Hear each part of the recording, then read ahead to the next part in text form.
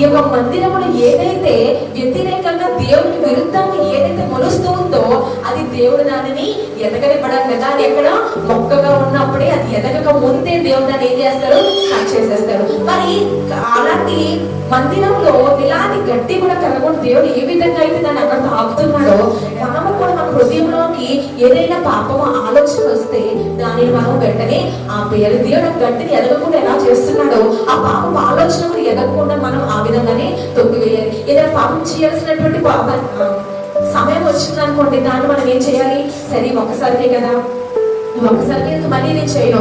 ఏదైనా చూసినప్పుడు మనం చాలా ఇష్టపడిపోతాం కానీ అవి పుణ్యాత డబ్బులు మన దగ్గర లేకపోవచ్చు. వెంటనే ఏం ఆలోచన వస్తుంది, సరే తీసేద్దాము, తీసేస్తే అది మందైపోతుంది కదా అనుకోవడం. కానీ అలా చేసినప్పుడు ఏమవుతుంది, అది పాపముగా మారుతుంది. దానికి కూడా మనము లెక్క చెప్పాలి. చిన్నదా మనం అనుకుంటాం కానీ రేపటి దిన ఫలానా రోజు మంది చేసావు, ఎందుకు చేసేది, నాకు ఇష్టం లేని పని కదా, నువ్వు ఎందుకు చేసేది. దేవుడు ప్రశ్నించినప్పుడు దానికి సమాధానం కూడా మన దగ్గర ఉండాలి.